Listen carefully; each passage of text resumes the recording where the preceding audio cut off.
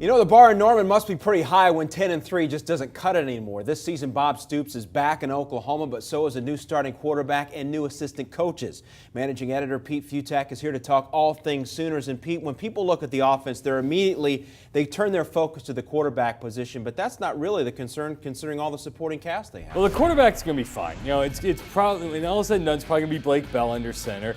He's a good one. He's a big-time talent, and he's also got a ton of talent around him. Damian Williams and Brennan Clay form a nice 1-2 combination in the backfield. The offensive line loses Lane Johnson, but gets the other four starters back. It's going to be terrific. The receivers are always going to be the Oklahoma receivers. They're going to be fine, and that offense always is going to work. So the offense is not going to be a problem. They've got some big-time personnel losses, but they're going to be fine. All right, so the biggest question then isn't on offense, it's on defense, and where they're making a little bit of a switch here to go into that 3-4 scheme. So will this be a better fit, do you think, for their personnel? We'll see. I mean, we're not going to know until the fall. I mean, because they're still playing around with this. They're still trying to figure out the alignment, trying to figure out who they've got. They got some big losses up front. They lose Tom Ward at linebacker. Secondary loses a ton of key players, including Tony Jefferson at safety. So they're going to have to tinker around to figure out exactly what they've got. But more than anything else, they got to find a pass rush. That was the problem throughout the year last season. They just didn't get to the quarterback on a consistent basis. And you can't do that in the Big 12. You got a big problem. So then the big question, Pete, Bob Stoops and those SEC propaganda comments he made back in May,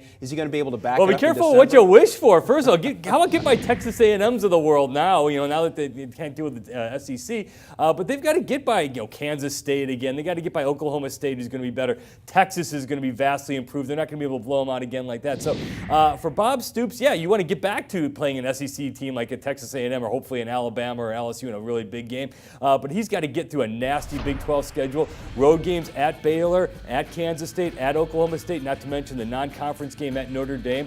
It's going to be a tougher overall schedule, but I think they're going to be okay. All right, so 10-3 last year. What's your prediction this year? 10-2 is possible. They're not good enough to run the table, but they get an off week before having to go to Baylor. They get an off week before having to go to Notre Dame, off week before having to go to Oklahoma State. I think they do lose, though, to Baylor and Oklahoma State, get by Kansas State, get by Texas again, because they always get by Texas somehow. And I think they go 10-2. Okay, another 10-win season there for Bob Stoops. And won't be good enough, and they'll still be grouchy. Good enough. They still will be grouchy. That's right there in Sooners country. For more team and conference previews, keep it here on CampusInsiders.com.